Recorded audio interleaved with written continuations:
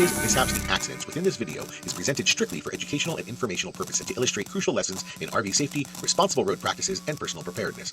Coming at you fast like a freight train ride. Another crazy, stupid RV design. Smoking sparks, no fear, no mild. Buckle up, it's RVs Gone Wild. We got a sad and scary one here. This is why you really need to watch out for flash flooding in the deserts. It can come at you, and when it does hit you, it comes at you faster than you can deal with. So once you realize you're in a flash flood, it's usually too late.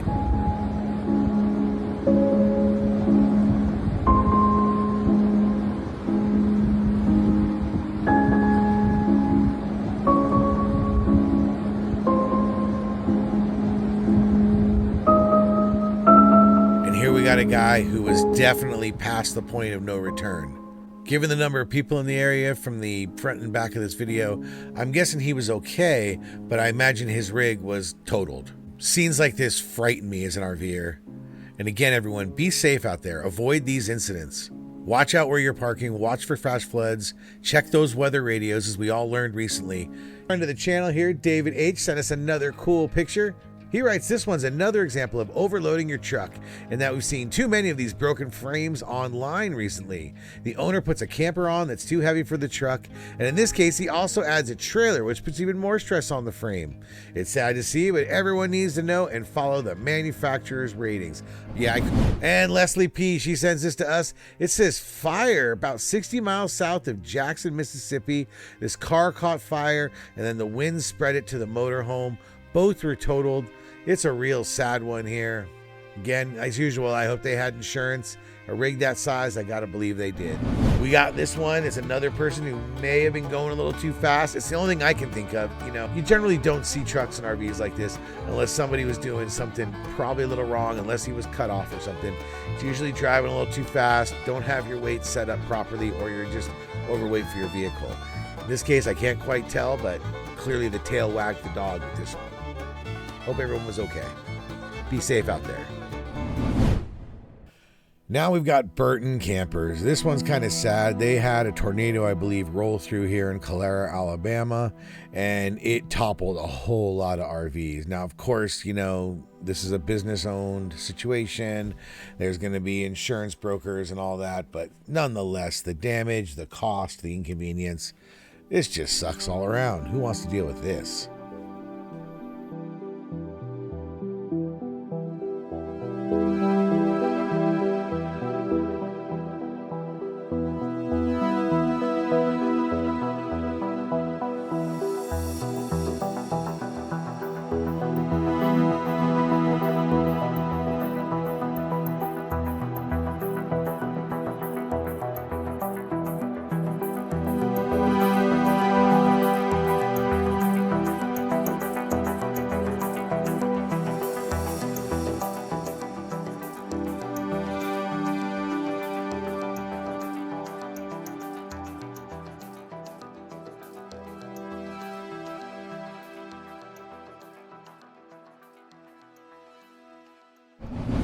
And here's a bad situation where somebody tipped their rig over while they're off-roading out in the desert.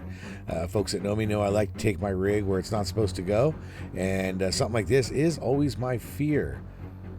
What's impressive is how much it did hold up, and they're able to basically go recover. I'm sure they're going to spend a week or so in a Home Depot parking lot buying wood, but it looks like they did recover here and nobody got hurt.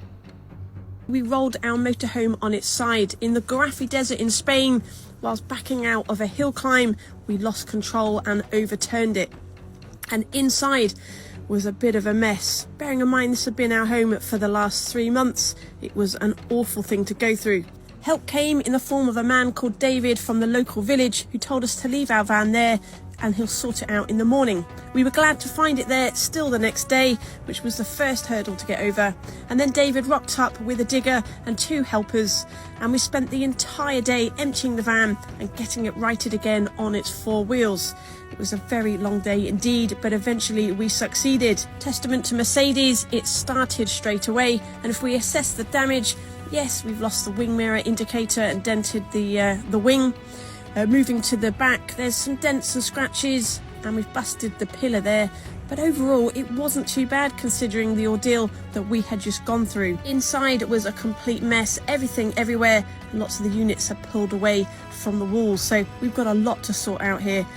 But we got it on the road, we got it started, and we got out of there. That's one way to get over an accident. Just drive on a gravel path for another 20 kilometres with a sheer drop either side. Yep, there might be a problem. And how often do you check your brakes, tire, and hub temperature when you're out driving? I check it often, a lot of times when I stop. But if they look like this, well then you don't need to check the temperature. You got a problem. He actually had his RV and his truck creamed by a semi. There's no recovery from this. This is a terrible way to have your RV vacation end. So you didn't want to camp too close to the water like this guy did. I hope he got through there before the water came all the way up. I don't know what kind of madness this is, but this is not the way to hitch up your truck. This is not the way to hitch up your fifth wheel. If your trailer looks like over them, this actually got stuck in like a hole on the actual bridge. So check those bridges before you just take your Class A across. Stephen D sent this in. I had to look up a few extra clips of this. Apparently this guy's motorhome, it actually caught fire in this tunnel just outside of Seattle. I've actually been through this tunnel. We were just there last fall. But this fire actually just engulfed the whole RV, and then all of this fire control and fire suppression foam was actually wired into the tunnel, started spraying everywhere. The people had to get out of the tunnel, and eventually they came and towed this thing away. But it was quite the epic scene, and it was quite impressive to see the fire suppression systems they got. But this guy's RV was totaled. It was kind of sad seeing him stumble out of there, trying to grab a few things. It's a rough situation, man. You know, this rollover just reminds me of what I'm trying to pay attention to out here on the Alaskan highway where I'm at right now, and that is to slow down. There's no amount of speed that's worth it if you're driving an RV. This one's a rough one. Just a warning and a reminder to everyone that tornadoes will destroy RVs, and if there's ever a tornado warning, don't ever stay in an RV. Make sure you find some place to hide. This one's rough because it's really the toad that looks like it caught fire, and then it affected the larger Class A.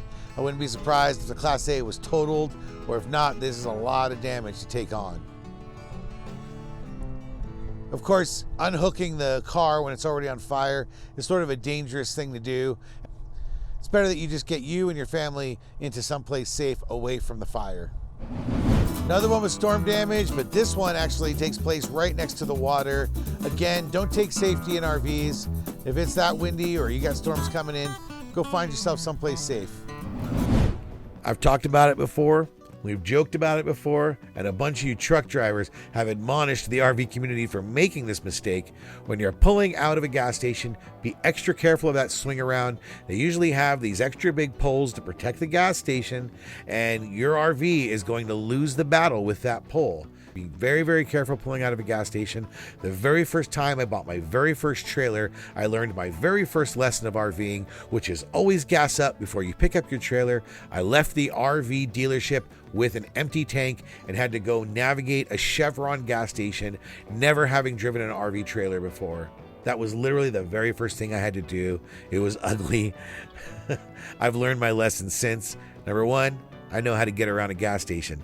Number two, always gas up before you pick up your trailer. One of my favorite acronyms in RVing is GOAL, get out and look. It comes from the trucking world, where when you're backing up your truck and you're not sure, you get out and look.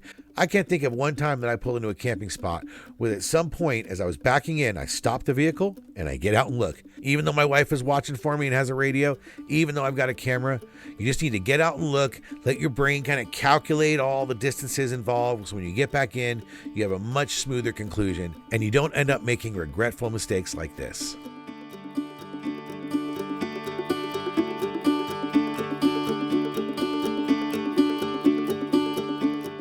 Just going a foot too far probably cost him hundreds, if not thousands of dollars.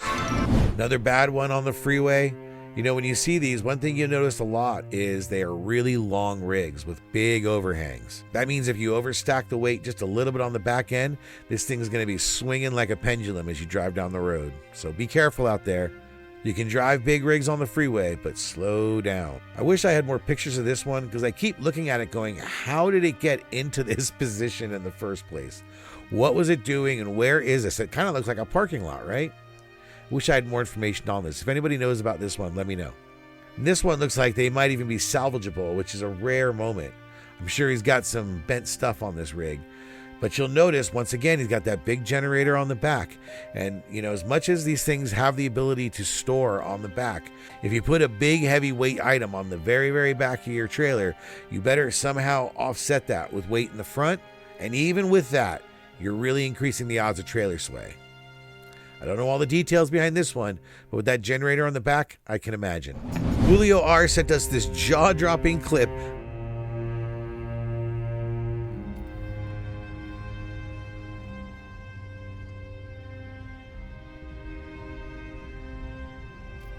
Thanks, Julio.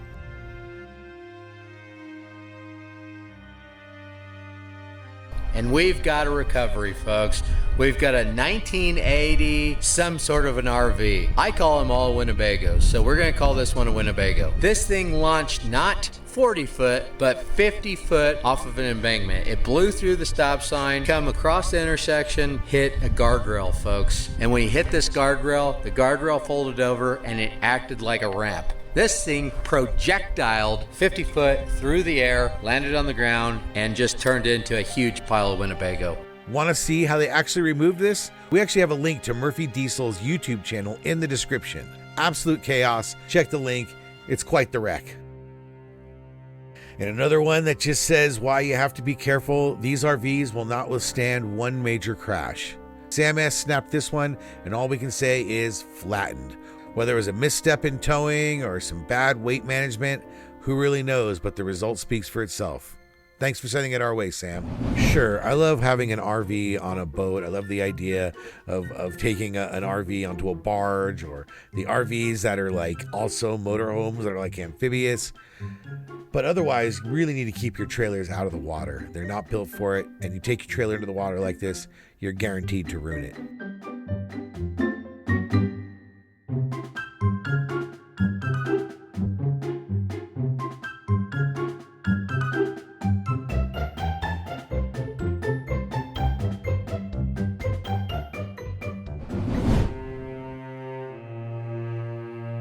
Found this video online, and really, what does it say?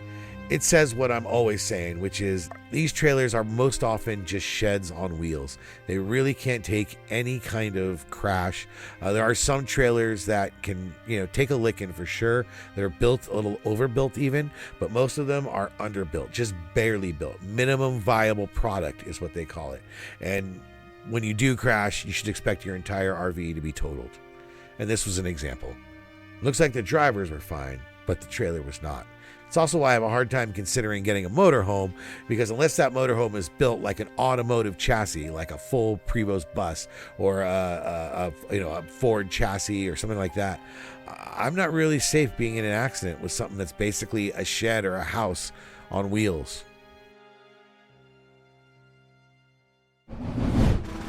Too fast, too furious. They need to slow down. They need to really watch how they're loading their trailers if they're going to be driving this fast. There's a decent chance the tires aren't even rated to drive this fast. And we've got this RV fire from Joseph M. He sent this to us. Ooh. I hope everyone got out. Oh, that's an RV. No, that's an That's RV. an RV. Oh, look at it fall. Oh, you see how quick it did that? Yeah, you can see the walls come down on that RV. And the world came tumbling down.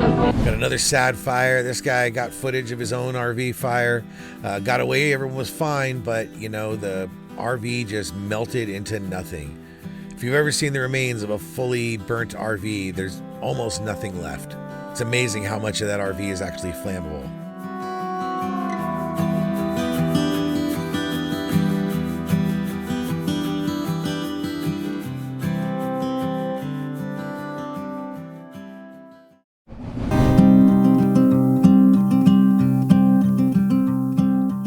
got another moment where somebody was driving a rig that was probably a little too big with a vehicle that was probably a little bit too small, and this was not very far from my home. So this was posted locally and I saw it. Blocked the whole bridge, causes all kinds of problems. You might do the math and say your rig will just be able to tow it, but I really think that you should over purchase and your rig should be over what it can tow. You want to have at least a 20% margin or more. Something tells me this rig did not have a 20% margin. It's not about will it tow, it's about what's going to happen when you have to deal with an emergency situation, in adverse weather, in windy days, in traffic, maybe it's raining. That's when your tow rig gets put to the test. Will it pull and will it slow down and stop on the freeway? Those aren't really the measures of whether or not you're overweight. I know, I'll probably get somebody posting in here how they're towing this and that with this and that and it's just fine and they put in airbags. It's always with the airbags that seems to solve all the problems, but just get a bigger vehicle and a smaller trailer and your life's gonna be better. And here we got someone who took some crazy pills.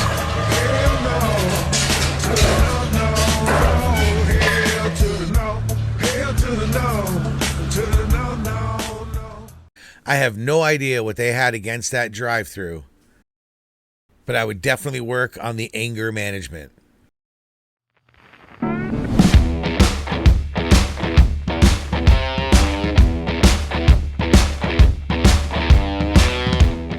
Now here's one I found, and I have a few different theories about what's going on here.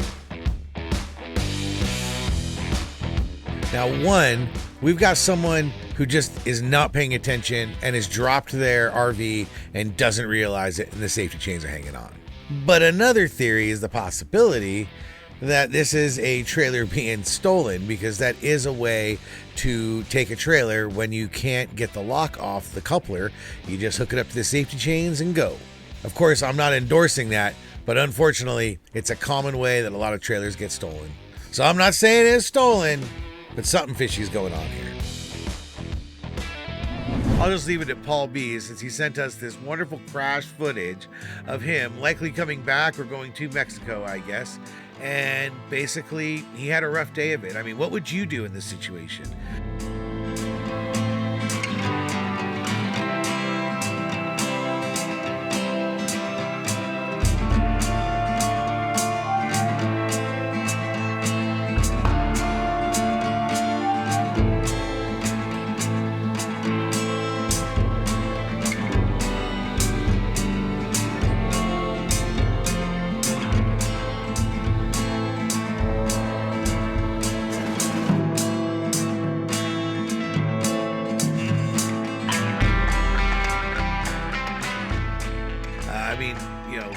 Assume that the guy is going to swerve around, and if he is going to swerve around, are we going to assume that he's going to slow down? I mean, admittedly, I'd be pounding on the brakes as soon as I started seeing all this madness. I'm sure Paul was too, but as we all know in the RV world, stopping a big rig doesn't stop the same way as a little car. He was towing a 28-foot trailer, but it wasn't like this was a sway problem. This was a swerving off the road and hitting the ditch problem. Thanks for sending us our way, Paul. Sorry this happened to you. I'm sure you've got a cooler, better rig by now, so hope to meet you again soon. Unfortunately, some people did get a little hurt with this one, but they're okay, from what I understand. They got a little roughed up, though, because this is a propane fire. I guess they were having a hard time lighting the oven or lighting the water heater. I don't have the article in front of me anymore, but basically the sides blew out. This thing blew apart from a propane explosion. And of course, they got a little hurt in the process, but they are alive and they're okay. It's just a reminder for those of you using propane, be careful. To be honest, we use propane less and less. And now we've got another episode of My Tow Vehicle's Big Enough. We know your truck is really tough. That's why you always say my tow vehicle is big enough. It really is a better towing situation when your truck is as big as your trailer, or as big as possible when it comes to weight and wheelbase. There's three main reasons that trailers get out of control like this, and I always like to highlight them. for safety reasons, the number one thing is having a trailer that basically is too big for your vehicle. Josh the RV Nerd just did a video. Look on his channel if you want. You'll see where he talked about choosing the right wheelbase for your trailer. So making sure that you're matched up. We've got a fairly long wheelbase and a fairly short trailer. There's a reason for that. The other thing is people putting stuff on the back. It really does tweak the whole dynamic of your trailer, especially if it's a long trailer and then you're throwing things on the back. Again, there's enough videos out there talking about how sway works. Putting generators and bikes on the back starts to add a lot of weight in ways that's really going to affect you when you start to sway on the road, especially when you're number 3 going too fast. This is the other common reason that a lot of people have these problems. First of all, look at your tire speed rating. A lot of default tires for these trailers don't even go as fast as people are taking their trailers, especially in the high speed limit areas where you can get up to 70 and 80 legally. These tires are not made for it. These trailers are not made for it. And as soon as they hit a little bow wave going past a truck or trucks going past them, they sway out of control and crash. So be careful out there. Make sure that your truck is bigger than your trailer. People ask me why I get a smaller trailer, even though it only has a single axle. And the main reason is that smaller trailer means that my truck is never having the tail wag the dog. Well, we all remember the 11-foot 8 bridge.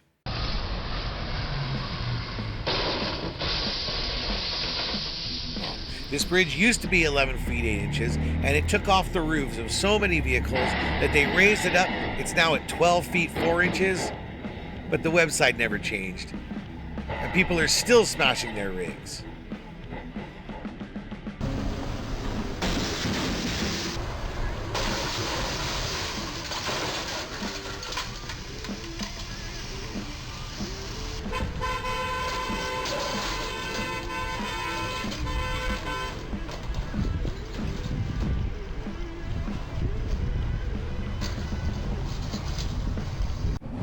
If you're ever wondering how those European RVs are built, well, here's a crashed one where you can actually see the insides a little bit. It's definitely a slightly different construction than what we see on our traditional North American models.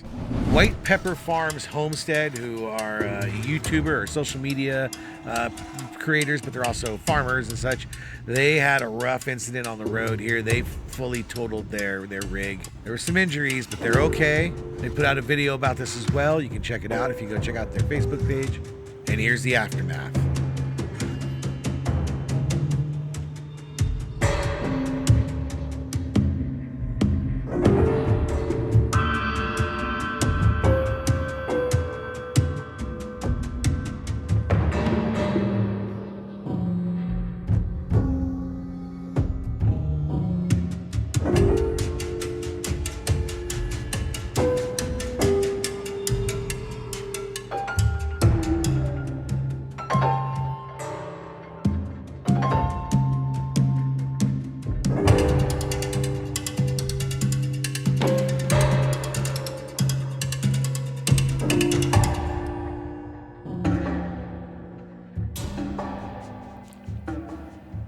It's always a tragedy when we lose an RV to a tree like this, and this is one big tree. It left this RV totaled.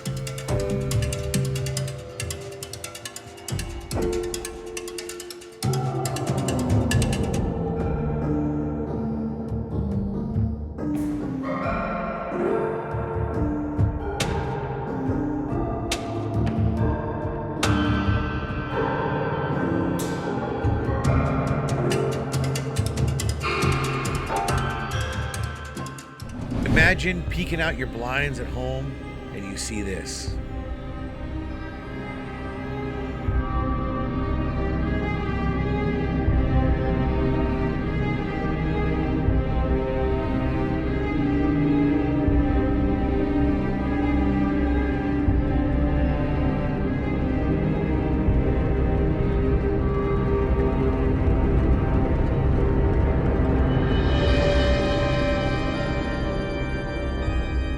They lost the whole thing. Looks like no one was hurt or anything, and glad they weren't in the middle of a trip and they were home when this happened, but what a drag. I just can't imagine what situation led up to this horrific crash. I'm impressed with those handful of drivers that had just enough foresight to see that thing coming and gunning it. The light was clearly just turning green, but still, you see some people scurry out of there.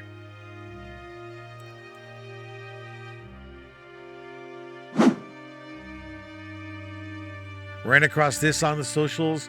Just another instance of what happens when these trailers crash. They pretty much crumble into little pieces.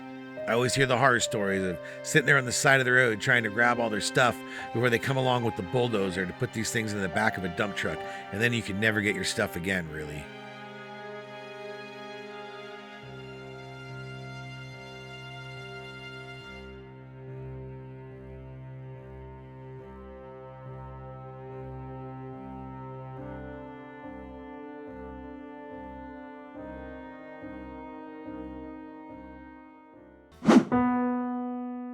We got another one here. It looks like this RV might have survived, but not really sure.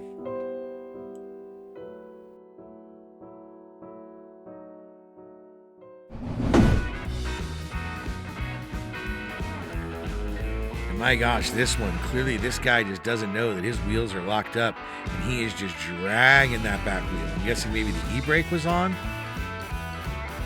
He's probably getting away with it because it's wet out, so you don't feel as much friction, but really, he should be noticing this, especially when he sees it fishtailing if he looks out his side windows when he takes those turns.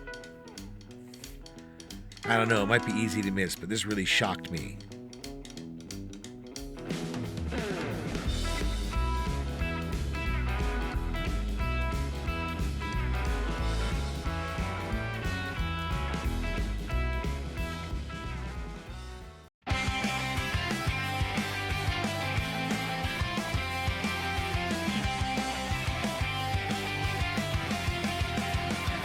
Coming at you fast like a freight train ride. Another crazy, stupid RV